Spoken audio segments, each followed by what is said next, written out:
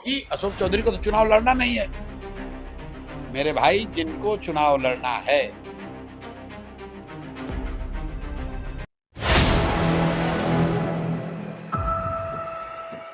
जिस मंत्री पर प्यार लुटाया, जिस मंत्री पर फूल बरसाया, जिस मंत्री को गले लगाया, नीतीश ने कभी नहीं सोचा होगा चुनाव के वक्त वही मंत्री फजीहत का फव्वारा पूरी पार्टी पर उड़ेल देगा। चुनाव का मौका है, वोट कितने बरसेंगे पता नहीं, लेकिन लानत और मलामत खूब बरस रही है। 2025 से 30 फिर से नीतीश की उम्मीद पर अपने मंत्री पानी फेर देंगे। नीतीश ने कम से कम ये नहीं सोचा होगा। सवाल बस एक है और जवाब न नीतीश कुमार के पास है, न नीतीश कुमार की पार्टी जेडीयू के दूसरे बड़े नेताओं के पास है। और सवाल यह है कि मंत्री अशोक चौधरी पर इतनी मेहरबानी क्यों, उनका इस्तीफा क्यों नहीं।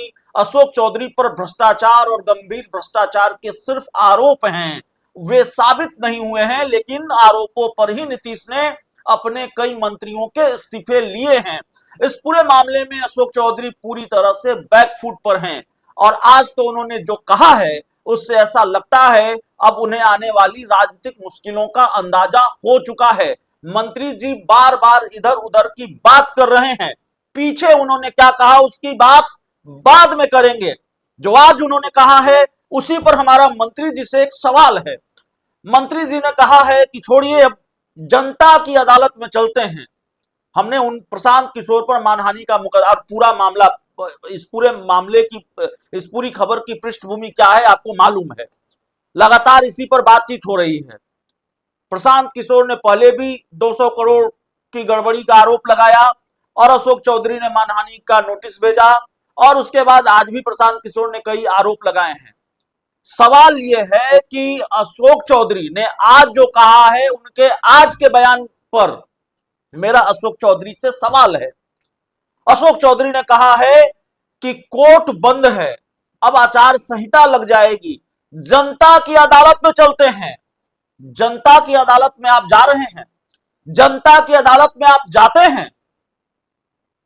आप विधानसभा का चुनाव लड़ने जा रहे हैं, विधानसभा का चुनाव लड़ेंगे आप। जनता की अदालत में तो वो जाता है जिसको वोट मांगने जाना पड़ता है, जिसको लोगों के दरवाजे पर जाना पड़ता है। क्या यह नहीं माना जाए कि आप पार्टी की आड़ में छुप रहे हैं?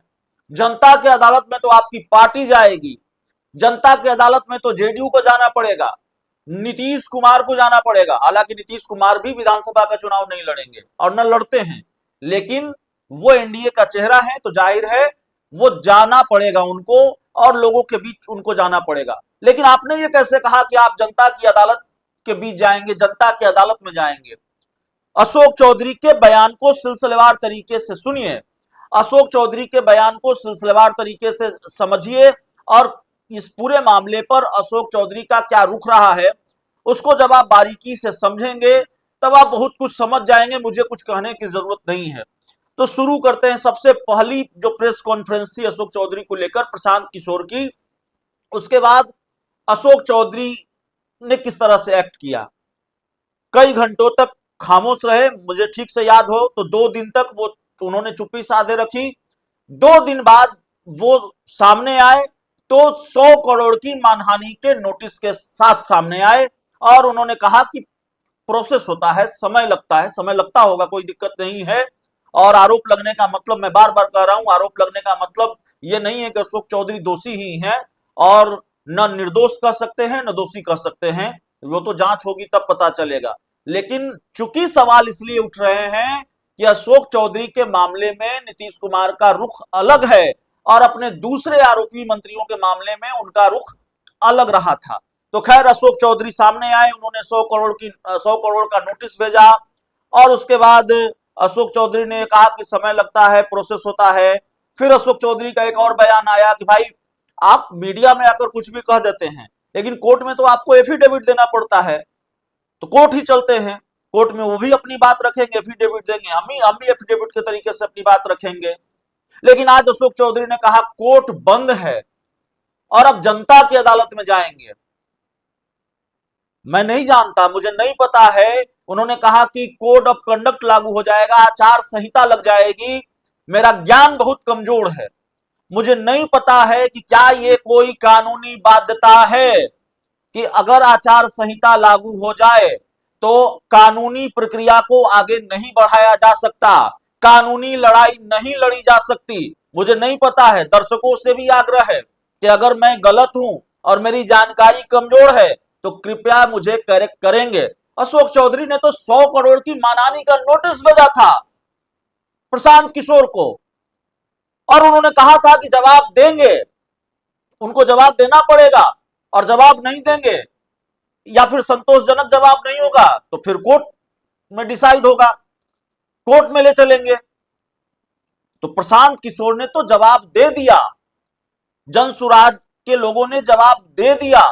तो क्या अशोक चौधरी को जो जवाब दिया गया है जनसुराज की तरफ से उससे वो संतुष्ट हैं, इसीलिए अदालत में नहीं जाना चाहते? अशोक चौधरी ने ये नहीं कहा कि जब दशहरे की छुट्टी समाप्त होगी तब अदालत में जाएंगे, उन्होंने कहा जनता की अदालत में जाएंगे। अब वो अदालत की बात नहीं कर रहे हैं, जाहिर तौर पर सवाल तो है। और दूसरी तरफ प्रशांत किशोर डंके की चोट पर यह दावा कर रहे हैं कि भाई आपने जो नोटिस हमको दिया था उस नोटिस को आधिकारिक तौर पर लिखित में वापस लीजिए, आपको लिखित में वापस लेना पड़ेगा, और नहीं तो 7 दिनों के अंदर हम 500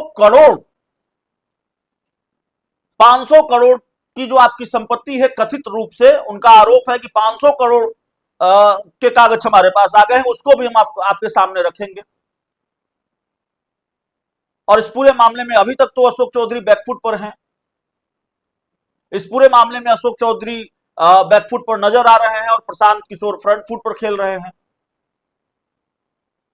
और कमाल की बात देखिए कि जब नोटिस का जवाब देने की सूचना देने के लिए प्रेस कॉन्फ्रेंस की जनसुराज के लोगों ने, तो उन्होंने कहा था, वाईवी गिरी उनका बयान था, उन्होंने कहा था कि अच्छा होगा अशोक चौधरी अदालत में न जाएं, और अगर जाएंगे तो उनकी ही फजीहत होगी। तो क्या इस वजह से अशोक चौधरी अदालत में नहीं जा रहे हैं? उन्होंने ये भांप लिया है कि भाई वाकई फजीहत होगी। मुझे पता नहीं है भांप लिया कि नहीं भांप लिया, लेकिन आज जो उनका बयान आया है वो ऐसा लगता है कि वो पूरी तरह से बैकफुट पर हैं। दूसरी तरफ जनता दल यूनाइटेड की स्थिति क्या है? अपनी पार्टी को पूरी तरह से फंसा दिया है अशोक चौधरी ने।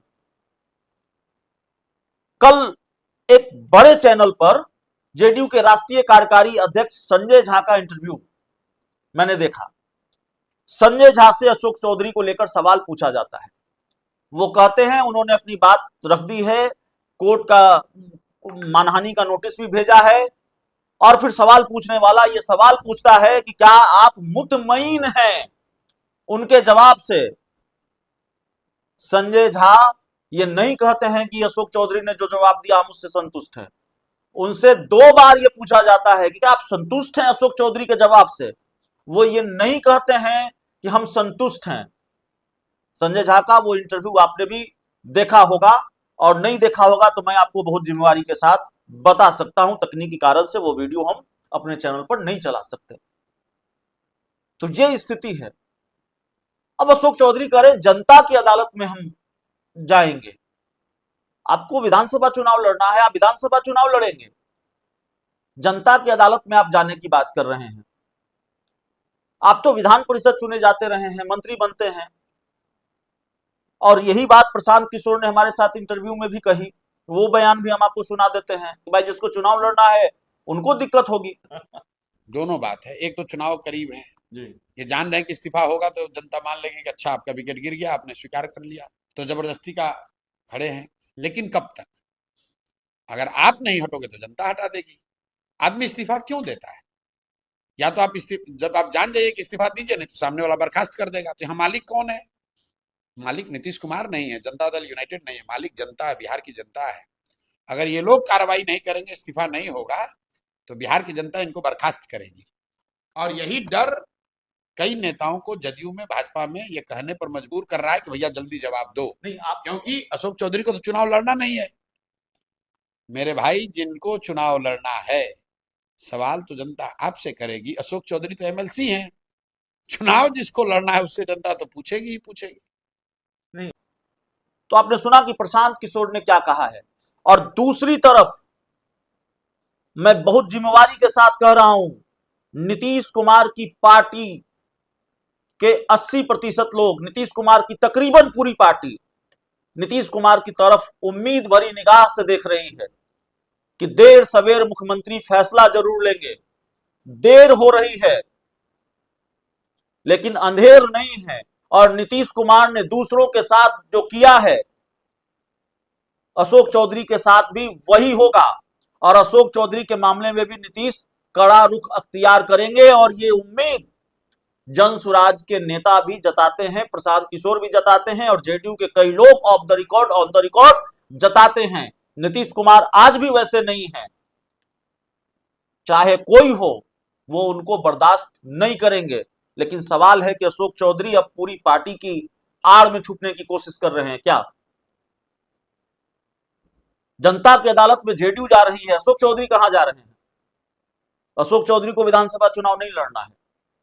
सवाल यह है कि कुर्सी बचाने के लिए ये बड़ा तगड़ा तिकड़म है क्या जनता की अदालत?